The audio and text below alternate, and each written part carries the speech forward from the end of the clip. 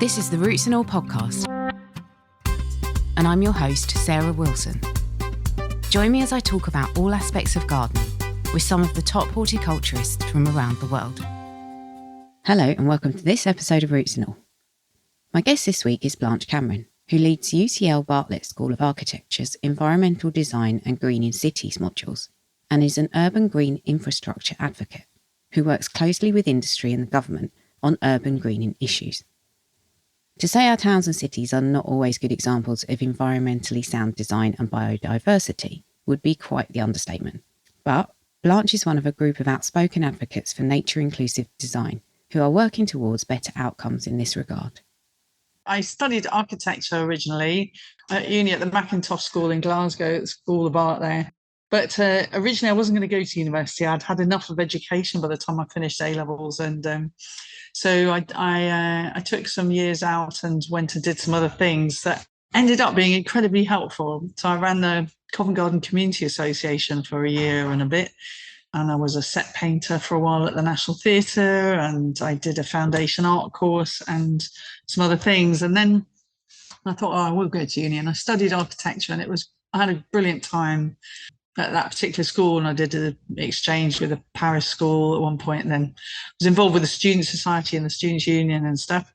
Learned a lot. And then I went, after qualifying after the sort of diploma, which is sort of second part of the qualification, I went to Berlin to work, and I went to work in an architect's practice there. And I just realized I couldn't do it. I was going to be indoors all day.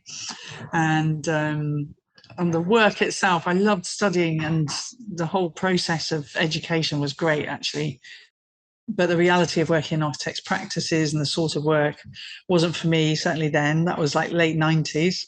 So Berlin was really interesting. I stayed there for a couple of years. But then I went to work as a builder at the Centre for Alternative Technology in Mid Wales in Bartlett.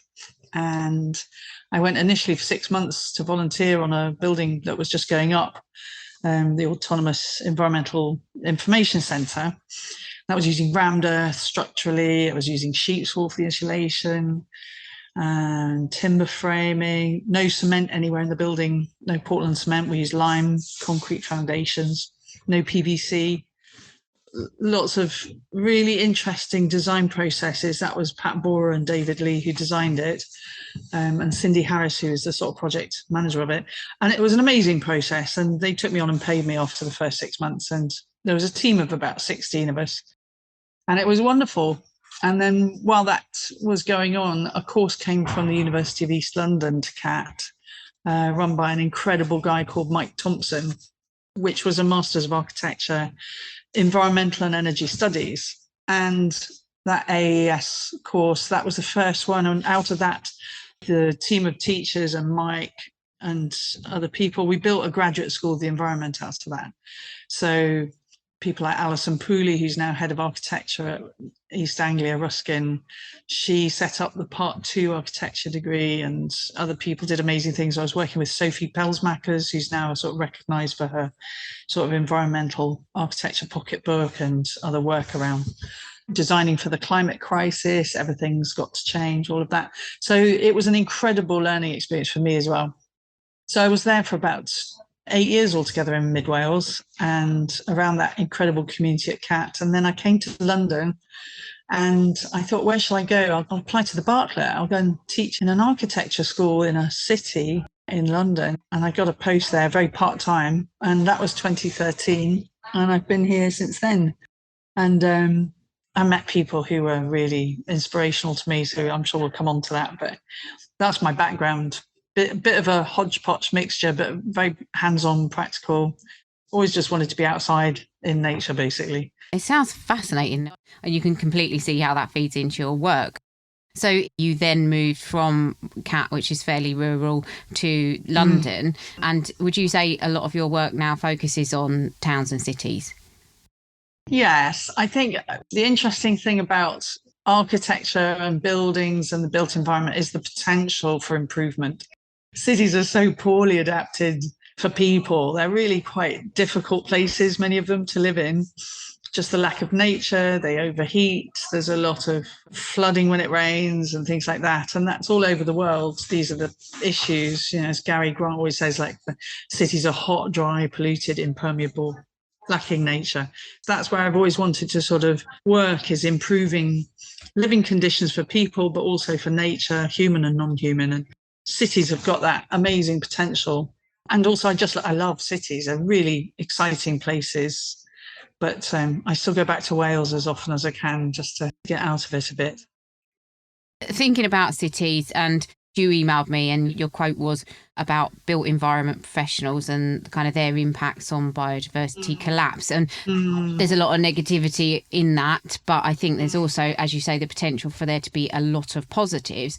So thinking about that statement and how people who are impacting the built environment are so responsible for change and for improvement, can you give headline categories or maybe touch on the things that you find most important that could be done better and are so important in terms of climate change and sustainability and biodiversity loss? What are the things we should be doing in cities? There's been an idea that nature's out in the countryside and that cities are for buildings and people and stuff like that.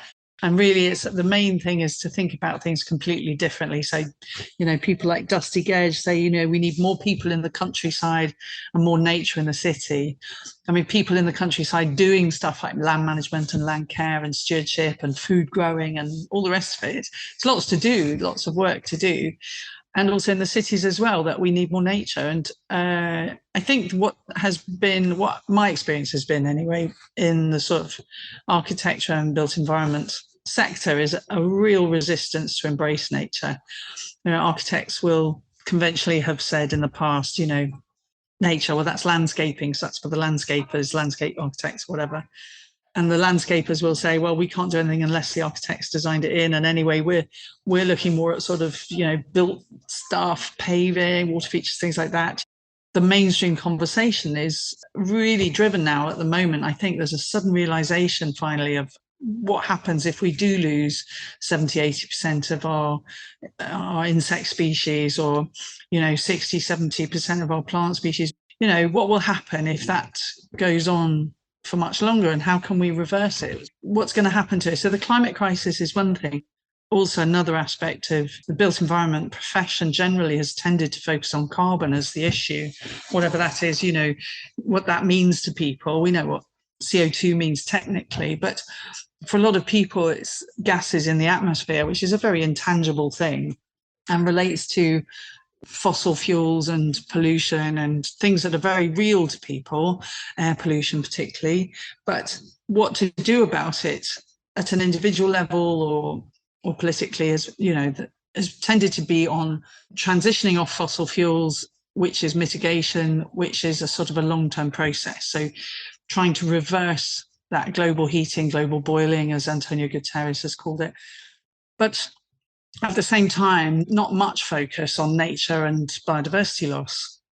If we work with nature, if we can bring lots and lots of nature back into the cities and use urban green infrastructure, greening to help nature, it also helps us.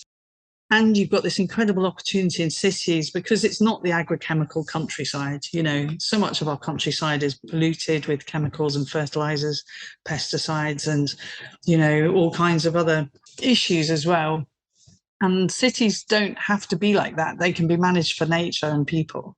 Not to mention that our countryside could also be managed like that too. But cities don't have those same stresses of large-scale agriculture. So we can manage for wildlife and wildflowers and wild species. So there's a great opportunity there. But I think generally the main problem has been this perhaps lack of knowledge, lack of understanding of what nature and biodiversity is, even how it works, how it functions, how important it is, and how we value it.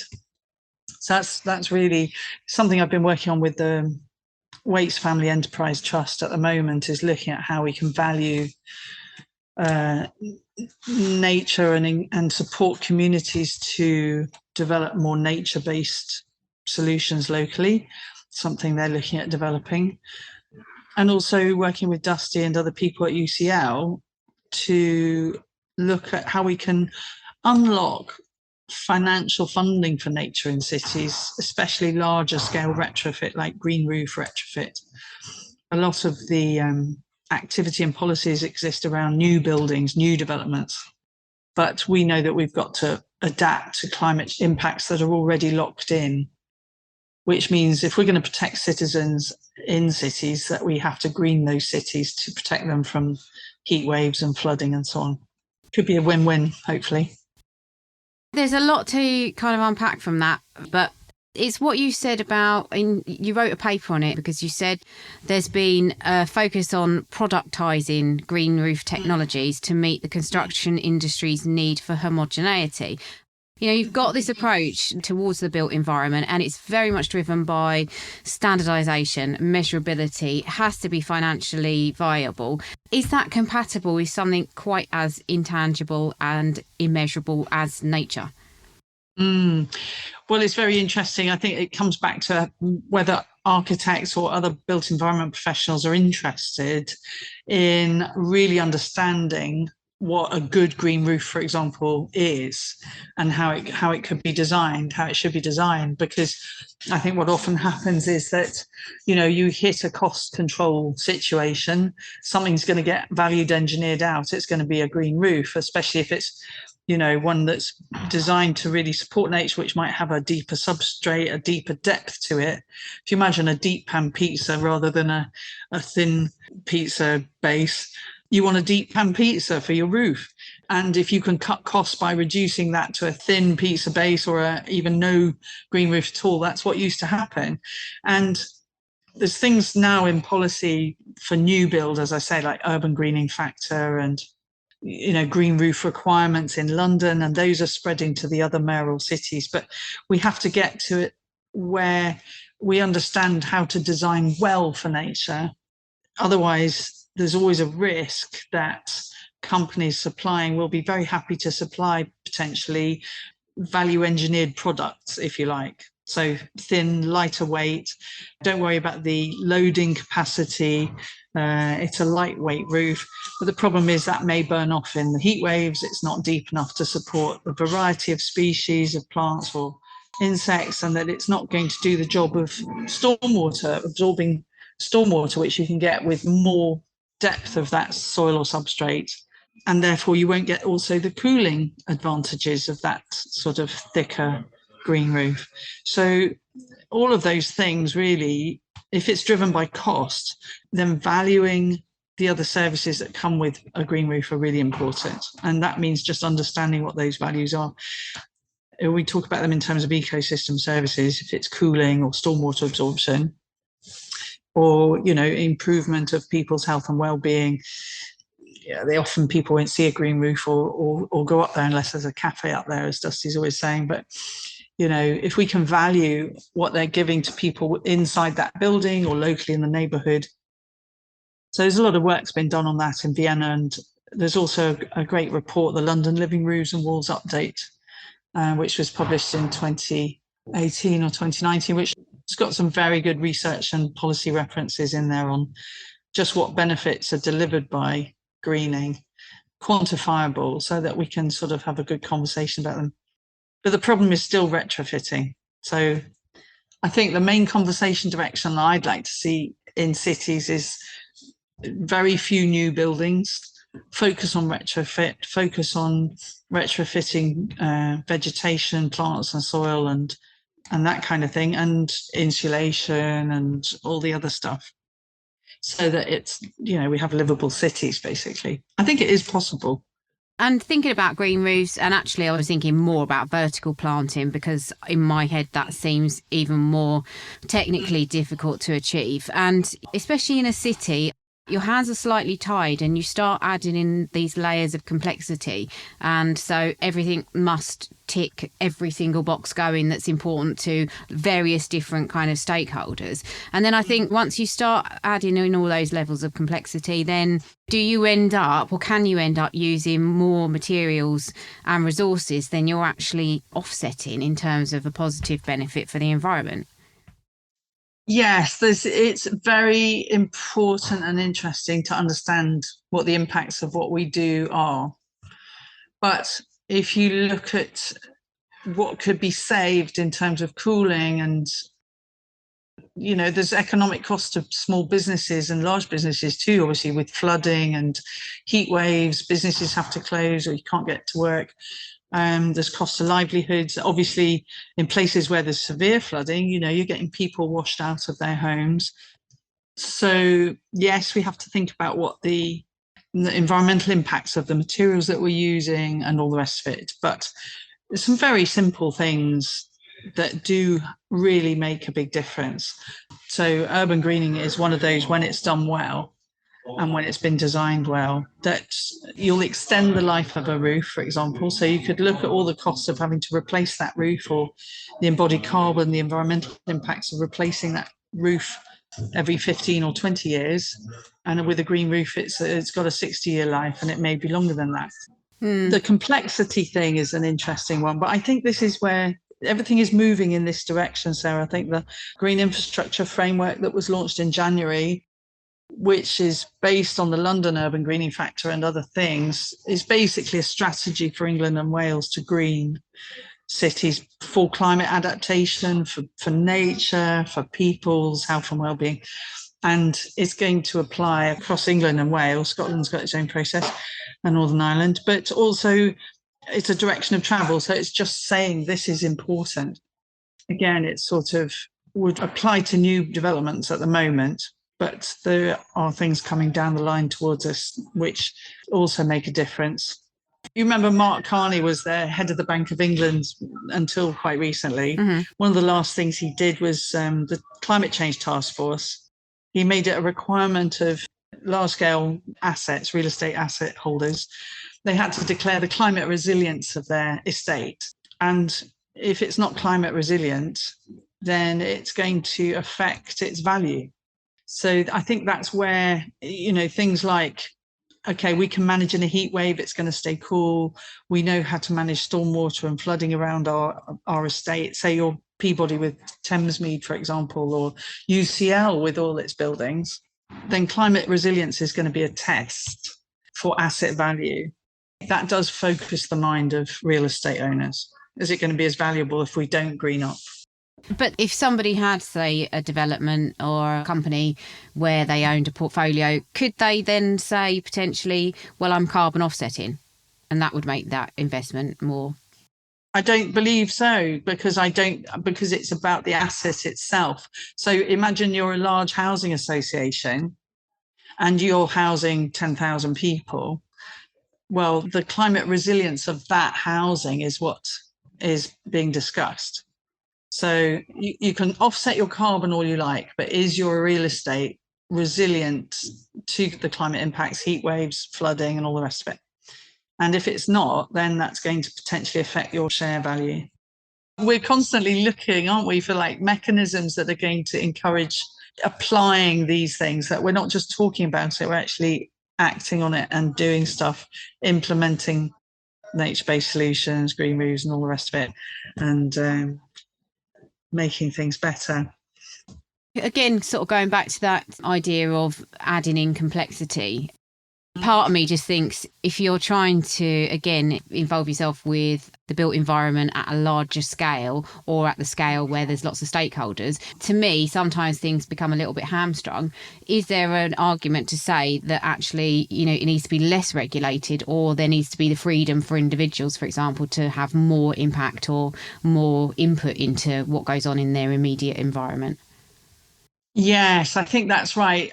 There's some very good processes for bringing communities and community voices into the discussion about what should happen. I know this was the whole point of the 2011 sort of neighbourhood planning, local planning approach. I'm not sure how well that's been done or not, but certainly involving local voices in how do you see your housing estate? How do you see your town centre? What do you need? What would you like? What often happens is that briefs for projects large and small often just don't not just engage with local communities, but they don't empower them to have decision-making power. I think there's a lot of participatory consultation. There's a lot of talking. Yes, you have to juggle a lot of things in these situations, but you need to work for the community to help whoever it is locally understand what could be possible. That requires a sort of advocate for greening or for nature or for healthy environments who has the intention of because I think often communities just don't understand what's possible, or they self-censor, or they limit what they might ask for or demand. Policy always ends up at a local level somewhere, always ends up in a location. So it often comes down to local authorities, local councils, developers, builders, and all of their interests. And I mean, this is such an old chestnut, isn't it? It's about how much power do communities have over local development. You only have to look at certain developments that are happening around London at the moment to do with so-called infill development on housing estates, where green spaces are being built for housing, which some of those councils have been selling off land to private developers for years and are now saying they have a massive housing list. Of course, we need to address all these things, but losing green space, so vital in such a dense city and increasingly densifying. So, Southwark, there was a park down in Peckham that was probably 2.5 hectares and in a very dense area in the highly polluted part of Southwark, which has had buildings put on, not all just housing and not all affordable housing. We just got to keep the green space that we do have in cities and make it work. Yes, I totally agree. And I think departing from that sort of side of it, from the people side of it, another thing that you touched on in your paper that I was reading of yours was you were talking about technology. And like I say, that's kind of at the opposite end, really, to the human scale. How does that fit into the city and the built environment? Well, in terms of greening and managing with climate impacts and things like that, I think the potential for, smart city approach, whatever, where it could actually be helpful is with forecasting. So we've got some climate forecasting that can help. For example, if we have a sort of stormwater management approach and some smart sensors that can understand there's heavy rain coming, and so that to check that the stormwater storage areas, say they're whatever they are, blue-green roof storage or in water bodies somewhere, there are all kinds of different ways of storing water in cities, that can be emptied in advance so that when the heavy rain comes, that it can be absorbed as well as through permeable vegetation and green roofs and rain gardens and the rest of it. I think there's some smart sensors that could help with that. It's funny because it makes me think of, I think it's Calderdale, where the residents were trying to get action on sort of preventing year after year sort of flooding and being washed out and so on. So they basically took it upon themselves to install rainwater tubs. This is something that Wendy Allen, biodiverse SUS designer, was telling me about. And she said that they fitted tubs to the rainwater harvesting tubs to the houses and then could empty them when they knew that there was a heavy rain coming. At least they were able to do something. So that's pretty smart. I think in terms of technology, we need to think of nature as a green technology. Technology literally just means know-how and the application of knowledge. So whatever that means in a smart city context, then we need to understand just more about nature and the benefits that we get, all the health and well-being benefits, but also economic benefits from it. What are you kind of most excited about in your work at the moment, or what do you think is going to make a really big impact in the near future? I'm really excited about the students that I work with who all completely get all of this stuff. And, I'm very lucky to teach. Teaching's a massive privilege, but students teach each other and me more than I teach them. I'm constantly just in awe of what our amazing students. John Little did a talk recently, so he teaches on the Greening Cities module as well as Dusty and Wendy and Gary and others. And his first slide he put up was Bartlett students forcing change. And the students were all over it. They loved it because that is exactly what they're doing. What they're trying to do is make the world better, and they're studying architecture and interdisciplinary studies and other things in order to improve the world. That's what education and everything is about. It's trying to make life better, not worse, isn't it? So I'm really excited. So we've been working on some projects around UCL putting in rain planters, refurbishing green roofs. We've got some green roofs to refurbish this year. We'll do that as a practical project with students, literally adding soils and substrates, putting in habitat, putting in drilled bee holes with John Little and Dusty and other people. So it's been transformational, and I'm really excited about what students can do when they get together, especially from across courses. So I'm very lucky with the Greening Cities module. They come from all over UCL. So they're coming from geography and science and biosciences, as well as from architecture. And they get a lot from each other on that. That's exciting. And then they're from different parts of the world, and they're from different backgrounds. So they're sharing all their cultural knowledge and heritage and understanding of nature and what water does in the places that they're from, and how rivers work and how cities could be improved. Yeah, and then they produce amazing work as well. Their coursework's really phenomenal. So yeah, it's always the students who are most exciting. I do work with some lovely people as well, teach other teaching stuff, of course. I think the problem with a lot of these disciplines, including landscape architecture, I come more from the gardening side, but I think that we tend to work in isolation a lot of the time, and it's not sensible to do that in any way, shape or form, because everything is kind of interlinked and we need to get all of those different disciplines to collaborate.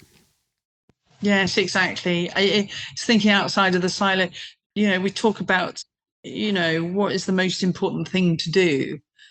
In fact, sometimes students ask me, what's the most important thing? What should I be doing? Should I go vegan? Should I give up flying? What should I do? And I say, you should have a party, because, that's where you get together. That's where you get to meet and chat and talk and hang out. And you also, make connections and you bond and you have, okay, not everybody has to get on with everybody else, but unless we can communicate and talk, just be with each other, we can't do anything.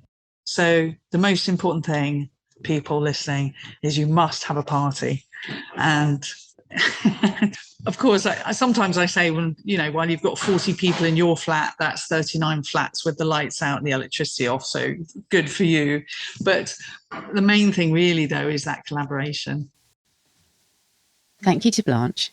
Thank you to John Little and Dusty Gedge, who introduced me to Blanche, and thanks to you for listening. This week's shout out is for the good people over at Natural Grower, whose products I've been using for years with great results, and who regularly donate products to Veterans Growth, a charity that provides horticultural therapy in East Sussex, which just happens to be where I work my day job. Links are in the show notes as always. Now here's Dr. Ian Bedford with the story of a bug with an odd courting technique. Maintaining a chemical-free garden, whilst growing plants and flowers that provide protection and food for wildlife, can have many benefits. Not only because it will promote a balanced garden ecosystem, where problematic plant pests are kept under control naturally by the species further up the food chain, but it'll create an amazing environment for watching and learning about the many creatures that visit or live within our gardens, especially the bug life, which will abound if the conditions are right, and in particular, the dipteran insects, the true flies, which are identified from other flying insects by having just a single pair of wings. Dipterans are a group of insects that are certainly worth a closer look, because far from just being a buzzy nuisance pest around the house, they've evolved and diversified over hundreds of millions of years into many different taxonomic families and species of fly. And these have become highly adapted to the roles they play within the different ecosystems, whether it's consuming the dead or feeding from the living. And consequently, the different species have perfected their often unique, but sometimes peculiar, behavioural and survival traits. None more so than the dagger flies, of which we have over 200 species in Britain, many of which can be seen within our gardens. Dagger flies are mostly medium-sized predatory flies that are dark and rather bristly in appearance, but their most distinctive feature is a long pointed mouthpart that they use to attack and pierce their prey with. Often seen hunting amongst the garden plants for insects such as caterpillars, leafhoppers and bees, they can also be found resting on a flower and drinking the nectar. But what makes the dagger flies different from other predatory flies is their very peculiar mating ritual. At certain times during the summer, the males will each go off to find and capture an insect, but not to eat it. Instead, they hold their dead or dying victims beneath them as they swirl around each other in small groups above the plants. And they continue this aerial performance until a female appears, at which point the males jostle to display and offer their catch to her. Choosing the male with the most impressive gift and ignoring the cheats that have been carrying plant seeds, the female will lead him in amongst the foliage to mate, while she gorges herself on the victim. Then, with their bizarre mating process complete, the female will leave to begin laying her eggs into moist soil and rotten wood, where her resulting larvae will predate on other ground-dwelling creatures, growing and developing into the next generation of dagger flies. You can download or listen to the podcast direct from the website rootsandall.co.uk. Please also check out my Patreon, where you can make a one-off donation or take out a monthly subscription to help support the podcast. Because if you enjoy the show, please help it continue. I also have a GoFundMe where you can make a one-off donation. Even a one-off donation of £1 helps, and I'll be really grateful for your support. So please go to Patreon or GoFundMe and search for Roots and All Podcast.